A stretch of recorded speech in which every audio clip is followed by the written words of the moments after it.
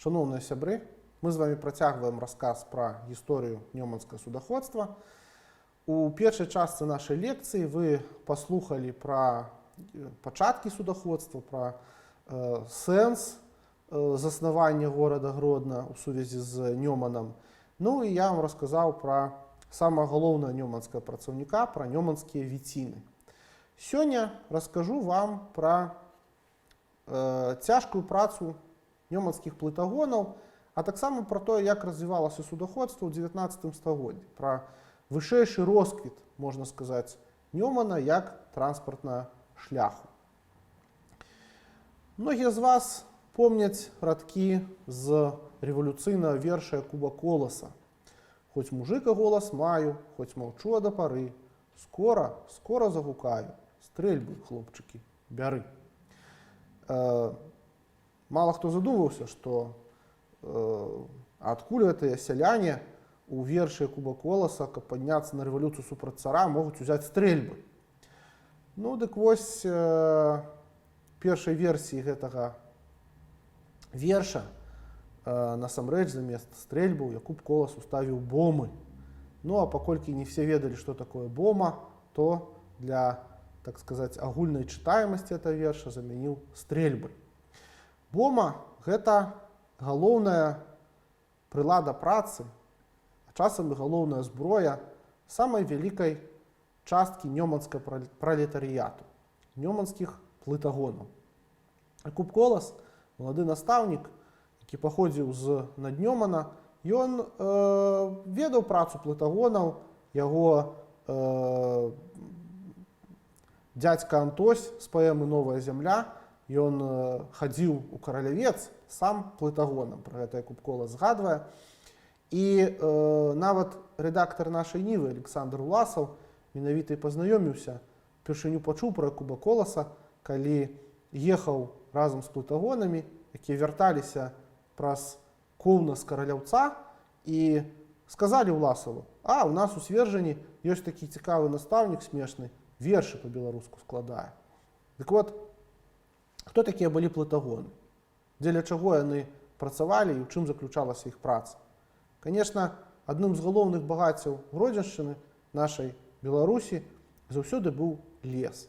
І зразумела, што сплаўка леса па Нёмане гэта была самая лепшая магчымасць для тых, хто гэтымі лясамі валодаў, і скарбу Вялікага княства Літоўскага, і скарбу потым магнатаў, каб зарабіць грошай.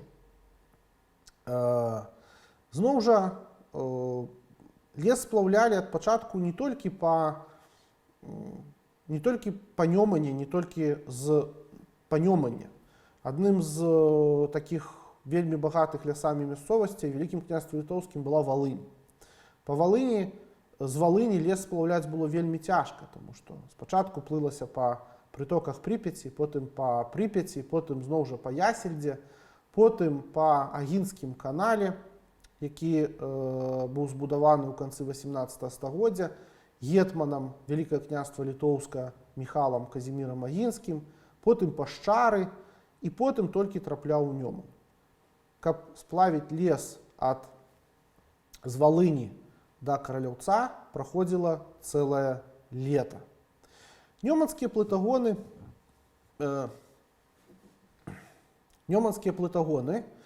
у асноўнай сваёй масе, канешне, жылі ў верхнім Панімонні. Сплаўка леса выглядала наступным чынам. На працягу лета лес вырубаўся ў пушчах, потым па прытоках Нёмана сплаўляўся да вусця гэтых рэк. Там бярвенне выцягвалі на бераг ракі і складвалі на так званых румах. Таму у Панімонні многа ёсць мясцовасцей з назвай рум. Это акурат месцы, куды складвалі раней бярвенне. І ўжо весной, зноў жа па высокай вадзе, плытагоны ішлі да Караляўца. Ну вось, напрыклад, на гэтым малюнку вы бачыце, яго намаляваў Напалеон Орда. Это 60-е гады 19 стагоддзя. Плот, а над вамі, над Нёманам, вельмі прыгожая выява Панімуні, былой каралеўскай рэзідэнцыі з такімі вось шклярнямі, цепліцамі. Ну, будзем спадзявацца, што калісьці рэзідэнцыя это адновіцца і таксама будзе мець такі выгляд, як і на гэтым малюнку. Ну, вось тут на фотаздымку з калекцыі Фелікса Варашыльскага вы можаце гэтых плытагонаў бліжэй разгледзець. Плыты гэта былі вялікія бярвенні, якія звязваліся паміж сабой і якія вяло некалькі чалавек. Часцей за ўсё вот эта брыгада плытагонаў на адзін такі вялікі плот складала дзесьці 4-5 чалавек. Людзі непасрэдна жылі проста вот на гэтым караблі, на гэтым плыце. Бачыце акурат плытагонаў, бачыце такі саламяны такі шалаш, у которым яны жылі, і, уласна кажучы, іх саміх. Нават ежу плытагоны гатавалі сабе проста на караблях. Ну, напрыклад, браўся вялікі плоскі камень, на ім разводзілася вогнішча, і там гатавалі сабе ежу. Канешне, плытагоны прыставалі да берага на ноч, але нават начавалі вось у гэтых шалашах часцей за ўсё. Канешне, праца плытагонаў была вельмі небяспечная. Это было звязана з тым, што Нёман ракой быў не асабліва добра урэгуляваны, скажам так, хаця яшчэ з часоў Вялікага княства Літоўскага, з часоў Жгімонта Аўгуста, улады яны неаднаразова дэкларавалі намер, што трэба Нёман вычысціць, камені прыбраць вялікія, мелі там разграбсці, каб была магчымасць спакойна спаўляцца. Але толкам гэтага так ніколі і не было зроблена, і былі вельмі небяспечныя месцы. Ну, напрыклад, такія вялікія камні або астраўкі, которые ледзь-ледзь выступалі з вады, называліся соламі або солкамі. І плытагоны спецыяльна пазначалі іх жардзінай або галінай, каб іншыя плытагоны проста не наскочылі на гэтую солу і каб не разарвала іх плот. Ну і таму мы маем назвы мясцовасцей. Так? Солы, Падгродна, вот з гэтым звязана. Былі мясцовасці, былі такія нёманскія парогі, іх называлі рапамі. Гэта вялікія каменні, якія знаходзяцца пад вадой, вада бурліць, ну і калі на такі камень наскачыць, то таксама была небяспека проста того, што можна было разарваць плот або проста загінуць. Ну і, дарэчы, плытагоны дастаткова часта гінулі, а хто і не гінуў, то, конечно, хварэлі, таму што сырасць вечная, можна сказаць, што небяспека, можна было пакалечыцца, таму што дастаткова было назе трапіць паміж гэтымі бярвеннямі, і чалавеку лёгка магло зламаць нагу. У адрозненне ад віціннікаў, которые цягалі гэтыя віціны, конечно, работа плытагонаў гэта ўжо была работа прафесійная. Это людзі, которые цэлае лета гналі гэтыя плыты да Каралеўца, а потым вярталіся ўжо самаходам, саматугам, бо ў іх не было віцінаў, которые можна было назад прыцягнуць або прыйсці пад ветразю. Вельмі важнай і цікавай рэчу была іх лексіка, іх мова, которую яны выкарыстоўвалі. Ну, вось, напрыклад, паглядзіце, гэта нямецкія салдаты 15-го года здымак, якія плывуць на такім вось плыце. Ну, плыт зусім маленькі, салдаты тых вельмі много, кожны ў руках трымае бому, акурат вот эту вялікую жардзіну, пры дапамозе которой кіравалі. Ну, звычайна плот быў где-то ў 6-7 разоў большы, даўжэйшы, і вось на такі ў 6-7 разоў большы плот было ўсяго 4-5 чалавек. Ну, гэты здымак, можна сказаць, больш пастановачны такі. Ну, вось, паглядзіце, як выглядаў плот. Это значыцца, што некалькі звязаных адразу пад замкавай гарой у Гродні. Гэта таксама часы Першай сусветнай вайны. Вельмі цікава тое, што, канешне, жыццё гэтых плытагонаў, жыццё віціннікаў, жыццё флісакоў, яно было вельмі цікавым. У нас традыцыйна складваецца такое ўражанне, што селянін гэта такі чалавек, который жыве на беразе ракі, які нікуды далёка не ходзіць, толькі свае суседнія там вёскі ведае, у касцёл ці ў царкву, часам на кірмаш. А пэўнай ступені это адпавядала рэчаіснасці, але, напрыклад, датычна плытагонаў, гэта былі людзі, ну, іх можна параўнаць з цяперашнімі дальнабойшчыкамі. Толькі што дальнабойшчык, ён часам так можа праехаць пол Еўропы два разы з машыны выйшаўшы, а ў тыя часы все-таки, канешне, намного больш было кантактаў, размоваў. Плытагонамі працавалі людзі абсалютна розных нацыянальнасцей. Беларусы, палякі, літоўцы, яўрэі.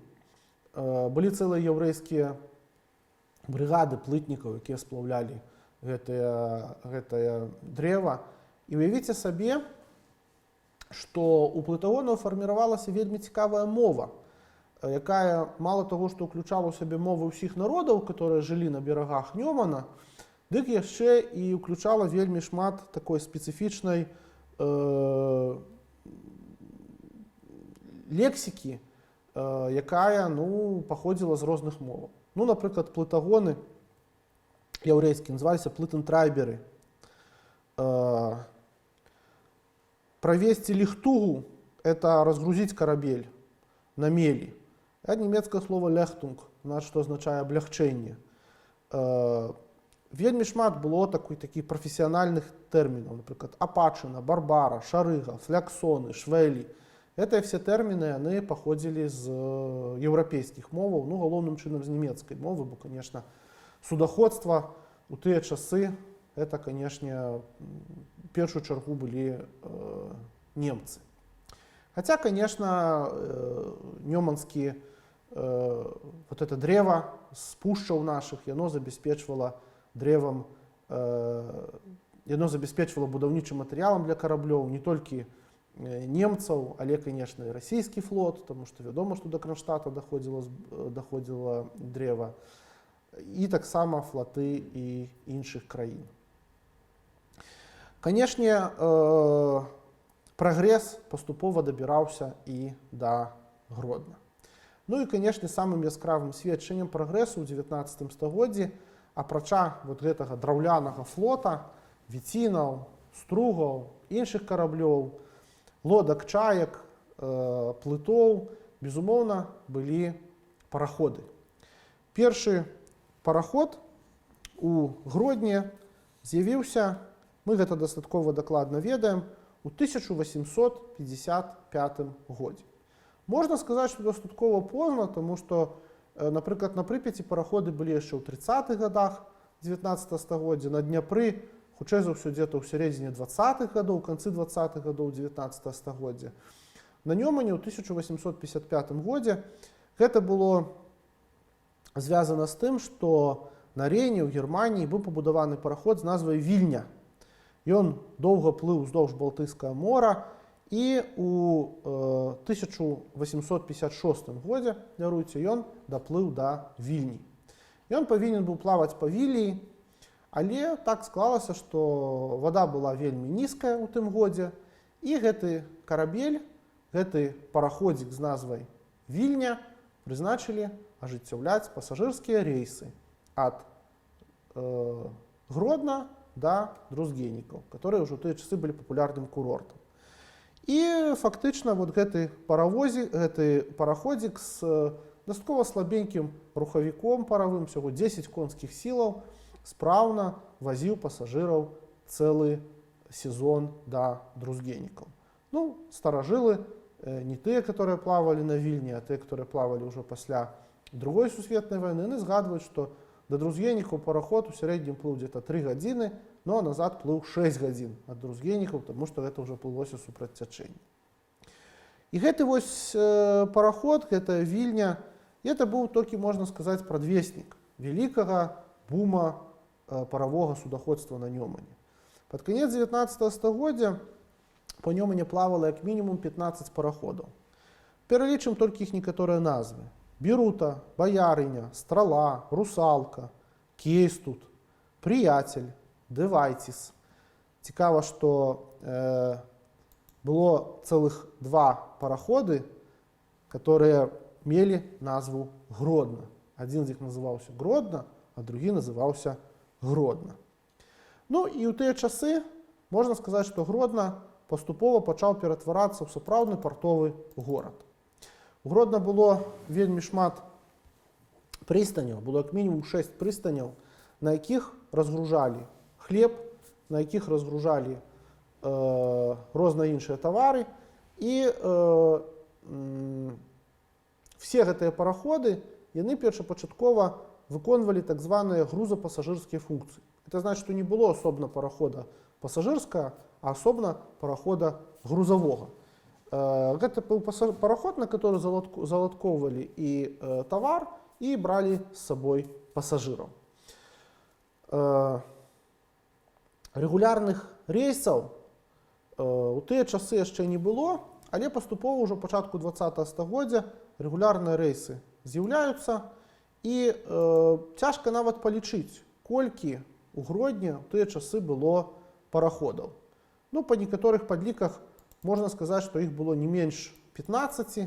Ну, вось, напрыклад, калі вы прыгледзіцеся, то на гэтым здымку вы бачыце адразу 3 параходы. Адзін з іх разварочваецца, 2 з іх стаяць каля прычала, можа нават 3.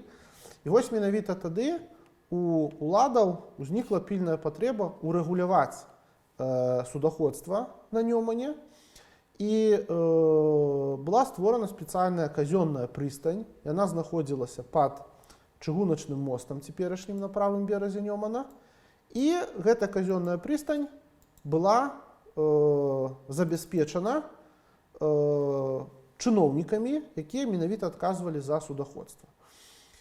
Вось вы на фотаздымку бачыце казённы параход Нёман, ён называўся, і такіх сапраўдных матросаў, сапраўдных царскіх афіцэраў, якія на гэтым параходзе інспектавалі все, што звязана з нёманскім судаходствам. І віціны, і плытагонаў, і параходы. Ну, напрыклад, вядомая гісторыя аднаго з вот гэтых інспектараў, Паўла Рыкава, будучы адмірала расійскага флота, які у 1870-х годах аказаўся ў дастаткова дзіўных акалічнасцях. Ён быў першым памочнікам капітана аднаго з самых сучасных расійскіх паравых судоў, карвета. І аказалася так, што ён на гэтым паравым караблі у 1874 ці 75 годзе даплыў да Капенгагена. І здарылася там нечаканае. Гэты карабель загарэўся, і была вялікая небяспека, што наладаваны порахам, выбуховымі рэчамі карабель, ён проста ўзарвецца, ну і частка Капенгагена будзе проста зруйнавана. Тады вот гэты Павел Рыкаў аддаў загад пасадзіць карабель на мель, адкрыць кінстоны. Вада заліла трюмы гэтага карабля, і пажар патух. Карабель паднялі,